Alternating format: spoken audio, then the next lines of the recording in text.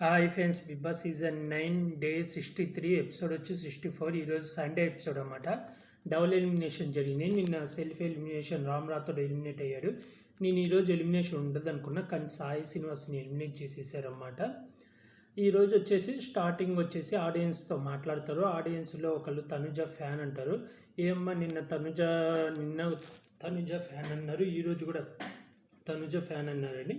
తనుజ ఎందుకు ఇష్టం అంటే తను ఎలా ఉందో అలాగే ఉంది సార్, తను ఏమీ సేఫ్ గేమ్లో ఏం ఆడట్లేదు, సింపతి ట్రై చేయట్లేదు కొన్ని చెప్తారు. ఆ తర్వాత ఇంకో కంటెస్టెంట్కి ఇస్తే మీకు ఎవరు ఇష్టం అంటే డిమాన్ పవన్ అంటే, డిమాన్ పవన్కి వచ్చేందంటే రీతు చౌదరి వల్ల గేమ్ పోతుంది సార్, రీతు చౌదరికి దూరం కొట్టి డిమాన్ పవన్ గేమ్ చాలా బాగుంటుంది అని చెప్తారు. ఇంకా ఆ తర్వాత మన టీవీ అని చెప్పి లోపలికి వస్తారు.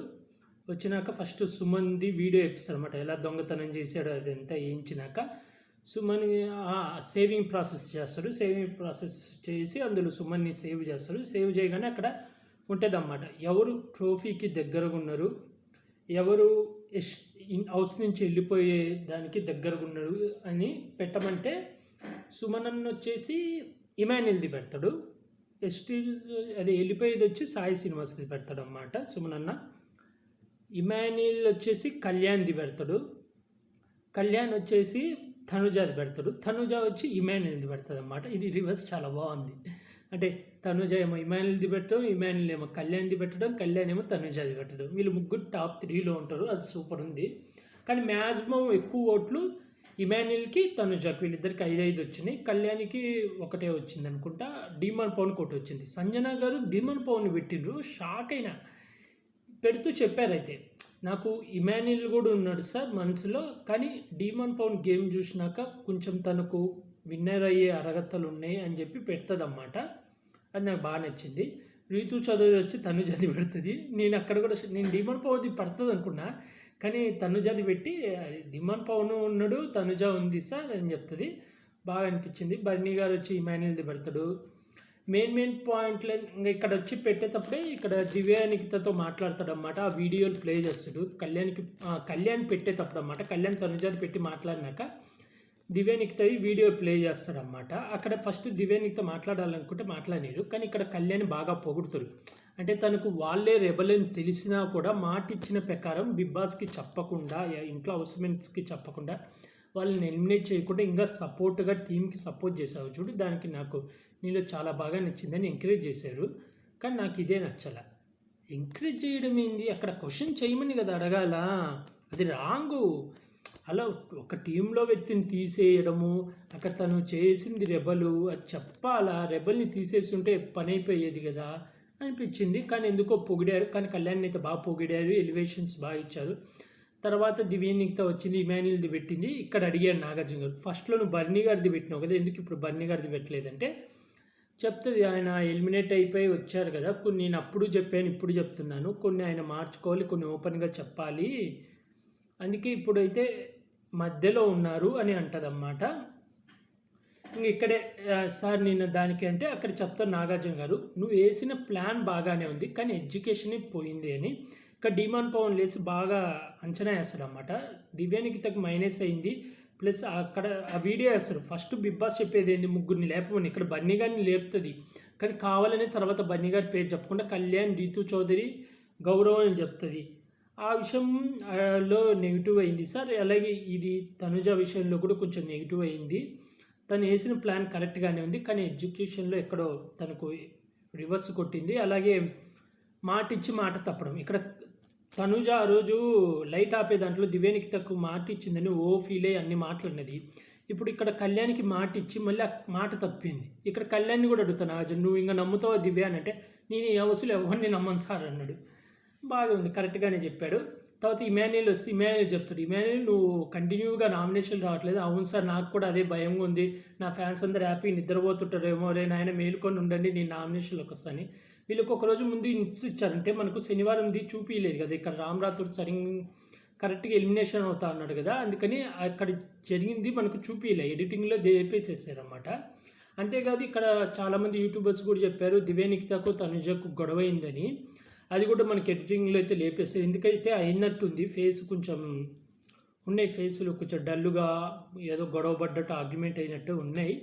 ఇంకా తనుజ వస్తుంది, ఇమాన్యుల్ది పెడుతుంది, బర్నీ గారిని ఇంటి నుంచి వెళ్ళిపోయేది పెడుతుంది. ఇక్కడ తనుజకు కూడా చెప్తారన్నమాట, ఇలా కళ్యాణ్కి కేఎన్ రాయడం తప్పు కాదా అంటే, తప్పే సార్, కానీ వీళ్ళిద్దరు నామినేషన్లో ఉంటే ఎలా మాట్లాడుకుంటారో చేశాను, ఇంకోసారి చెయ్యను సార్, ఐఎమ్ సారీ సార్ అని చెప్పేస్తుంది. కాబట్టి నాకు సుమన్ శెట్టిని ఎందుకు అడగట్లేదని అర్థం కాలేదు. ఇప్పుడు తనుజ కేఎన్ రాయడం తప్పు అయితే సుమన్ శెట్టి నామినేషన్ పాయింట్లు ఏమైనా ఉంటే చెప్పరా, నేను నామినేట్ చేస్తాను, నీ కాడ ఏమైనా నామినేషన్లు ఎవరైనా ఉంటే చెప్పు, నాకు ఒకళ్ళు నెయ్యి అవి అడగడం తప్పు కాదా? అది సుమన్ శెట్టికి కూడా వీడియో వేయాలి కదా. నామినేషన్స్ అలా ఎవరైనా అడుగుతారా? ఇన్ని వారాలు హౌస్లో ఉండి నామినేట్ ఎవరిని చేయాలో కూడా తెలియదు ఇట్లా ఆయనకు. అది నాకైతే నచ్చలేదు. ఇంకా తర్వాత ఇది సంజన గారిని సేవ్ చేస్తారు, అదే రౌండ్లో తనుజని ఇద్దరిని సేవ్ చేస్తారు. తనుజ థ్యాంక్స్ చెప్తుంది, మారుతాను, గేమ్ మార్చుకుంటాను అని చెప్తుంది. దీని తర్వాతే బ్రేక్ ఇస్తే బర్నీ గారు పోయి నాకు పాపం అనిపించింది, తనుజని రిక్వెస్ట్ చేసుకుంటాడు, పవన్ నాకు వాడతావా అని.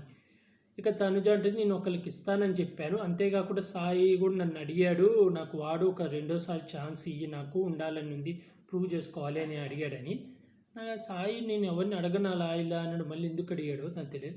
కానీ ఇక్కడ బర్నీ గారిని చూసినప్పుడైతే నాకు జాలి అనిపించింది, మరీ ఫస్ట్లో ఎలా ఉండే బర్నీ గారు మరీ అడగడం ఏందా అని.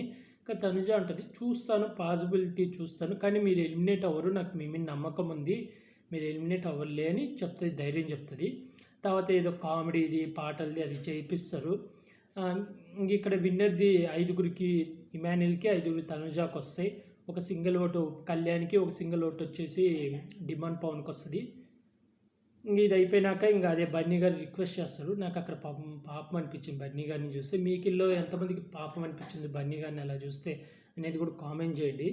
ఇంకా బర్నీ గారు గేమ్ మార్చుకోవాలా, చాలా మారాలా, లేకపోతే నెక్స్ట్ వీక్ చాలా కష్టమవుతుంది. ఎందుకంటే ఇక్కడ లాస్ట్లో ఎలిమినేట్ చేసేస్తారు కదా, ఇది సాయి శ్రీనివాస్ ఎలిమినేట్ అయిపోయినాక నువ్వు ఉండాలా లేదా అనేది తనుజ నిర్ణయిస్తుంది అన్నప్పుడు చాలామందికి డౌట్ ఏంటంటే, ఎందుకు ఆల్రెడీ ఎలిమినేట్ అయిపోయినాక ఆ పవర్ చూపిస్తుంది, అసలు ఎలిమినేట్ కాకుండా ఇద్దరిని చూపించంటే ఆ పవర్ ఏంది, ఎలిమినేషన్ని రద్దు చేసే పవర్. అంటే ఇప్పుడు ఎలిమినేట్ ఎవరయ్యారని చూపించాలి, చూపించిన తర్వాతే ఆ ఎలిమినేషన్ని రద్దు చేయగలిగే పవర్ అన్నమాట అది.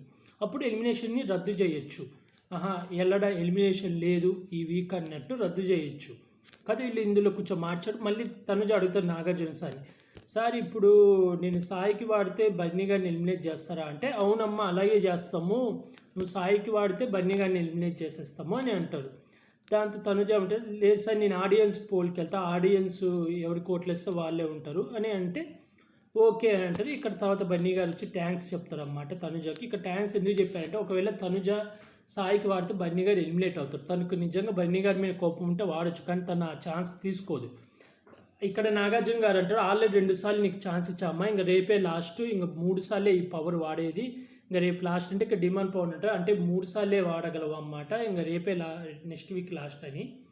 ఇంక ఇక్కడ సాయికి తను చెప్పి ఏమనుకో ఫీల్ ఒకటే ఏం లేదంటే స్టేజ్ పైకి వెళ్తారు, తను ఏవి చూపిస్తారు. నాకు ఆ ఏవి చూస్తే ఏవిలో ఏమీ లేదు, ఊరికే ఏదో 2-3 సీన్లు అవి కూడా అక్కడక్కడ, అది కూడా నామినేషన్ సీన్లు అటు తిప్పి వేసారు. నిజంగా సాయి అసలు కనపడలే. అతనే నాగార్జున గారు బ్యూటిఫుల్ ఏవి ఉన్నాడు, అక్కడ అంత లేదు ఏవీలు, ఏం లేదు నిజంగా. ఫ్లోరసైన్ ఏవి ఈయన ఇద్దరిది ఒకేలాగుంది. ఇంకా నేను ఫ్లోరసైన్ కాదు కొంచెమని ఉంది ఆ టాస్క్లు ఆడేది, అది ఇది జస్ట్ ఆ బాల్ టాస్క్ ఒక్కటే చూపించాడు, ఈయనకి ఆడే ఛాన్స్ కూడా రాలేదు, ప్లస్ ఈయనకు కూడా కనపడలేదు ఎక్కువ. ఇంకా 3గురికి రైట్ 3గురికి రాంగ్ అంటే, 3 రైట్ వచ్చేసి డిమాండ్ పవన్, సుమన్ శెట్టి, ఇమాన్యుల్కి పెట్టాడు రైట్ అని. రాంగ్ వచ్చేసి బర్నీ గారు, రీతు చౌదరి, దివ్య నిఖితకి పెట్టారు. నేను ఇంకా తనుజ దేవుని పెడతాడేమో అనుకుంటే, ఎందుకంటే అక్కడ తనుజకు అది విన్నర్ మెటీరియల్ని పెట్టాడు, ఇక్కడ మళ్ళీ ఏమైనా మాట మార్చాలని అదేం మార్చలేదు.